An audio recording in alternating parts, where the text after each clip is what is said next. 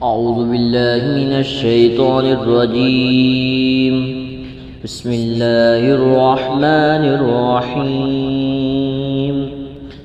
فاستجبنا له فكشفنا ما به من ضر وآتيناه أهله ومثلهم معهم رحمة من عندنا وذكرى للعابدين. ترجمہ کنزُ ایمان. تو ہم نے اس کی دعا سن لی تو ہم نے دور کر دی جو تکلیف اسے تھی، اور ہم نے اسے اس کے گھر والے اور ان کے ساتھ اتنے ہی اور عطا کیے اپنے پاس سے رحمت بنا کر اور بندگی والوں کے لیے نصیحت. ترجمہ کنزُ العرفان. تو ہم نے اس کی دعا سن لی تو جو اس تکلیف تھی، اس پر تکلیف تھی، وہ ہم نے دور کر دی، اور ہم نے اپنی طرف سے رحمت فرما کر عبادت گزاروں کو نصیحت کی. خاطر ایوب کو اس کے گھر والے اور ان کے ساتھ اتنے ہی اور عطا کیے. فاستجبنا لہو. تو ہم نے اس کی دعا سن لی.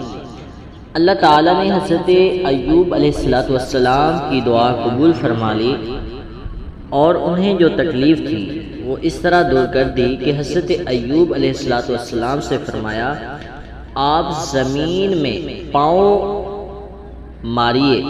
انہوں نے پاؤں مارا تو ایک چشمہ ظاہر ہوا. آپ کو حکم دیا گیا کہ اس سے غسل کیجیے. آپ نے غسل کیا تو ظاہری بدن کی تمام بیماریاں دور ہو گئیں. پھر آپ 40 قدم چلے. پھر دوبارہ زمین میں پاؤں مارنے کا حکم ہوا. آپ نے پھر پاؤں مارا تو اس سے بھی ایک چشمہ ظاہر ہوا جس کا پانی انتہائی سرد تھا. آپ علیہ السلام نے اللہ تعالیٰ کے حکم سے اس پانی کو پیا تو اس سے بدن کے اندر کی تمام بیماریاں دور ہو گئیں، اور آپ علیہ السلام کو اعلیٰ درجے کی صحت حاصل ہوئی. وَآتَيْنَاهُ أَهْلَهُ وَمِثْلَهُمْ مَعَهُمْ.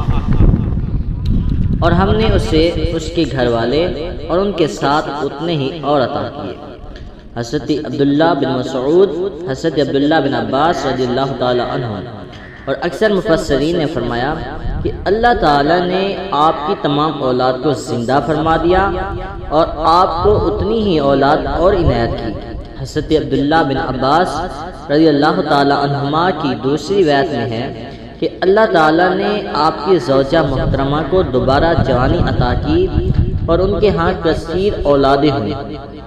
اللہ تعالیٰ نے حضرت ایوب علیہ السلام پر یہ عطا اپنی طرف سے ان پر رحمت فرمانے اور عبادت گزاروں کو نصیحت کرنے کے لیے فرمائی، تاکہ وہ اس واقعے سے آزمائشوں اور مصیبتوں پر صبر کرنے اور اس صبر کے عظیم ثواب سے باخبر ہوں اور صبر کر کے اجر و ثواب پائیں.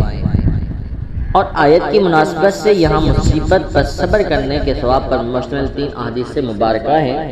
حضرت ابو ہریرہ رضی اللہ تعالیٰ عنہ سے روایت ہے، تاجدار مدینہ صلی اللہ تعالی علیہ وآلہ وسلم نے ارشاد فرمایا، مومن مرد اور مومنہ عورت کو اس کی جان، اولاد اور مال کے بارے میں آزمایا جاتا رہے گا، یہاں تک کہ وہ اللہ تعالیٰ سے اس حال میں ملاقات کرے گا کہ اس پر کوئی گناہ باقی نہ ہوگا.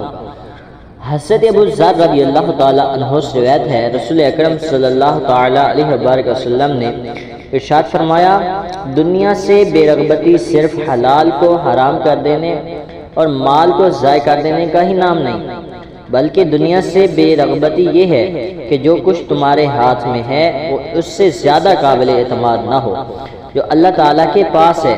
جب تجھے کوئی مصیبت پہنچے تو اس کے ثواب کے حصول میں زیادہ رغبت رکھے اور یہ تمنا ہو کہ کاش یہ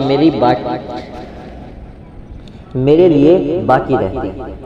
حضور نور صلی اللہ تعالی علیہ وآلہ وسلم نے ارشاد فرمایا، جب اللہ تعالیٰ کی طرف سے کسی بندے کے لیے کوئی درجہ مقدر ہو چکا ہو، یہاں تک کہ یہ اپنے عمل سے نہیں پہنچ سکتا، تو اللہ تعالیٰ اس سے اس کے جسم یا مال یا اولاد کی آفت میں مبتلا کر دیتا ہے. پھر اسے اس پر صبر بھی دیتا ہے یہاں تک کہ وہ اس درجے تک پہنچ جاتا ہے جو اللہ تعالیٰ کی طرف سے اس کے لیے مقدر ہو چکا۔ اللہ تعالیٰ ہمیں آفات و بلیات سے محفوظ فرمائے اور ہر آنے والی مصیبت پر صبر کر کے اجر و ثواب کمانے کی توفیق عطا فرمائے۔ آمین بجاہ النبی الامین صلی اللہ علیہ وسلم۔